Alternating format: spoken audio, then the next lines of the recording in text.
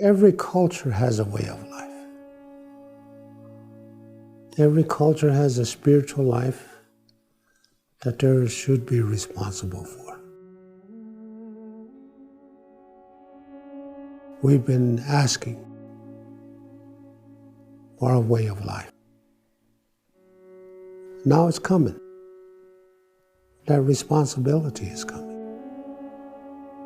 And we have to prepare for that.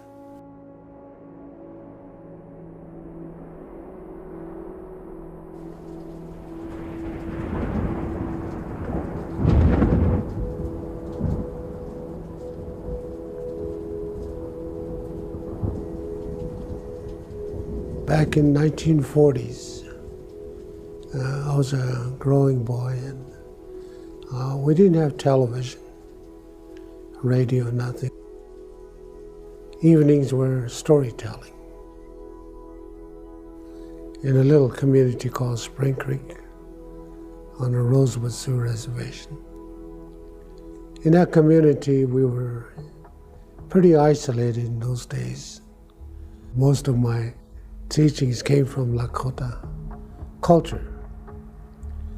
Mom was a historian. She was born in 1893 in Crow Agency. And her peers were all have different specialties in telling history, story.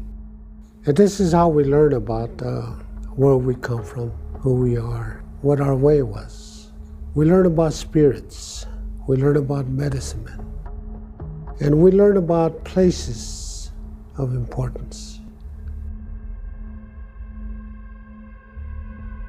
In 1880, the United States Congress passed a law outlawing all spiritual practices of natives across the country.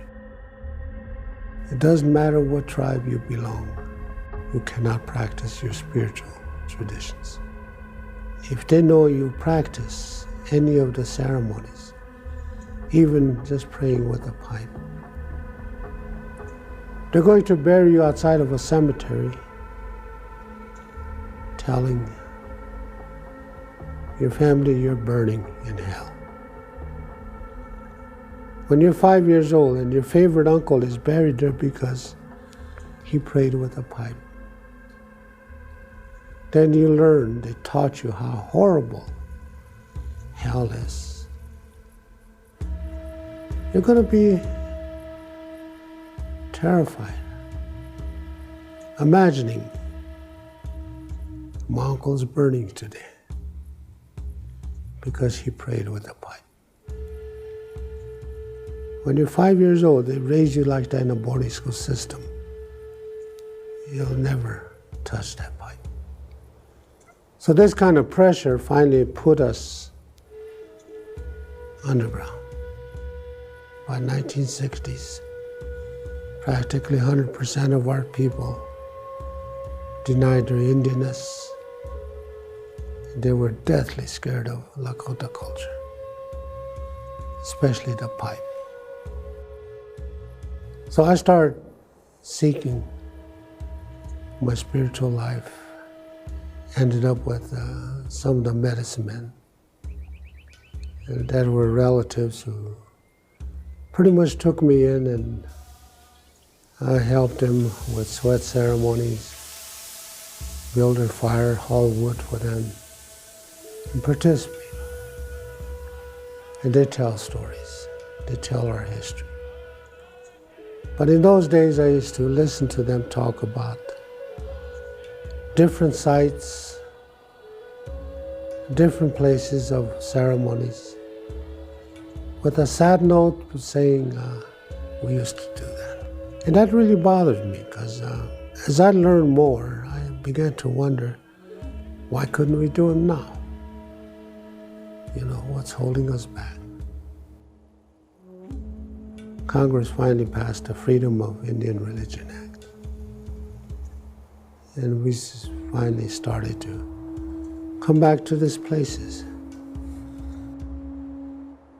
And personally, I call it, I'm finally home when I'm at those sites.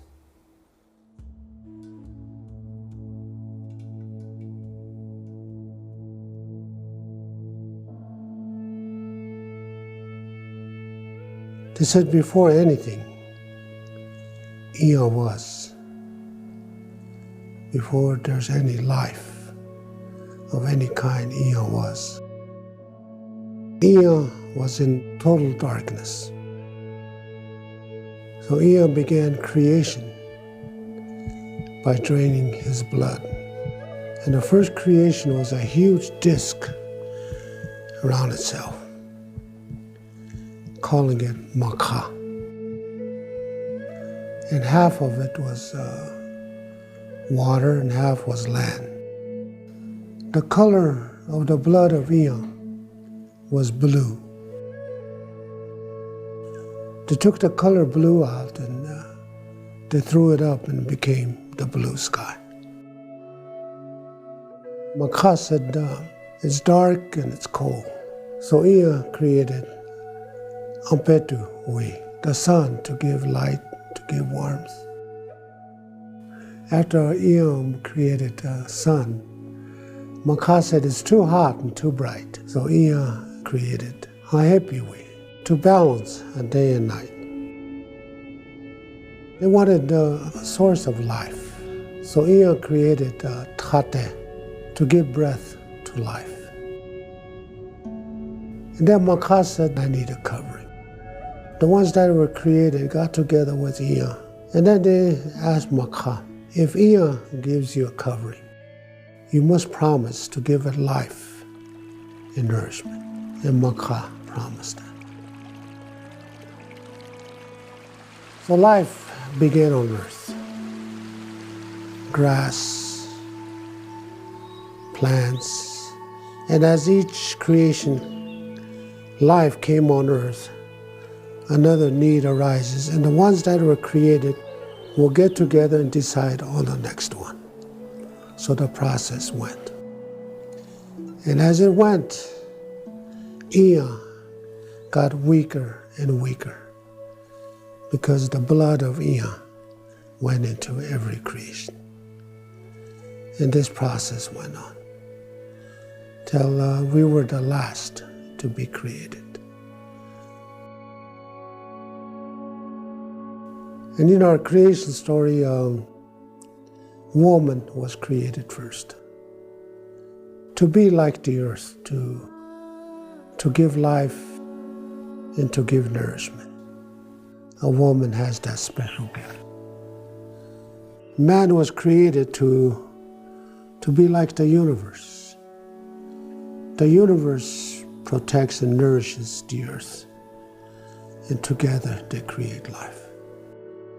So everything that was Ea, Wakha, meaning that Ea had the power to give life or take life, to create or destroy. Good and bad was within Ea, both equally powerful. All those things went into every creation. So every creation is Wakha. The day you were born, the other you born in the universe. Whatever you do on earth, that other you is doing that. That other you will send you energy. And this is where Mitakuye Oyasin came. I'm related to the Wamakashka Wayate, the living beings of the earth. I'm related to all creation on earth. So to us, every creation has a spirit, has a life, a blade of grass, tree, everything, they have a spirit.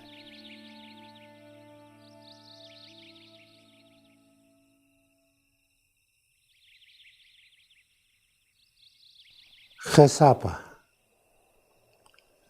Che is mountain, and Sapa is black. In our language, adjectives come after the noun. So it's black mountains. That's what we call this area. And people in history said it's the heart of everything. That is. Our great-grandfathers, at one time, they call it Wizipra. Wizipra is a container of all your resources. It's interesting because today we travel and we carry a suitcase and we call it wizibra because it carries all our needs, They said a man, a woman can be starving and they can walk in here into the chesapa and will come out fully nourished, spiritually and physically. When they talk about starvation, it's not just food, it's spiritual starvation. And I think that's the one we lack the most. There are some annual journeys into the Black Hills. And all these places have energy that brings life.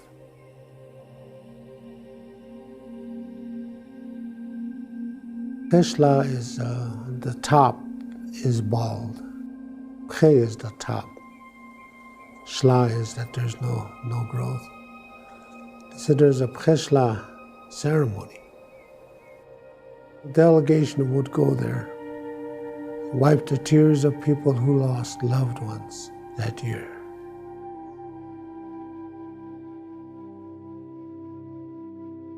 Annually, in the month of June, delegation would go to Iyankaga, the stone maker. And they would take some stones from there to Pte San He. Pte is buffalo, San is gray, He is horn. So gray buffalo horn. Today it's called Devil's Tower. That's important to us because the pipe came from there.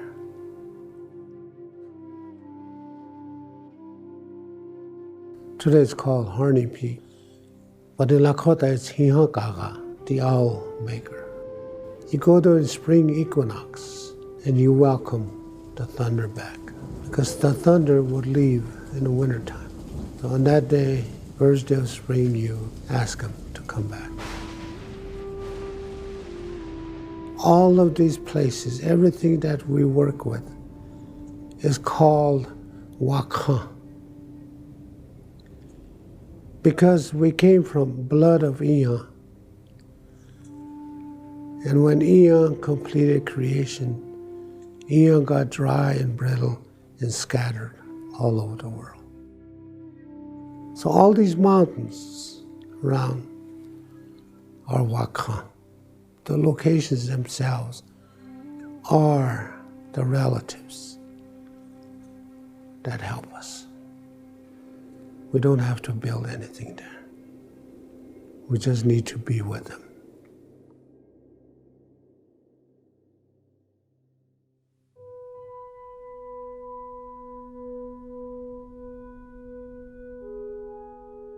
Well, me taku pi alampe tu ke taku wo yure.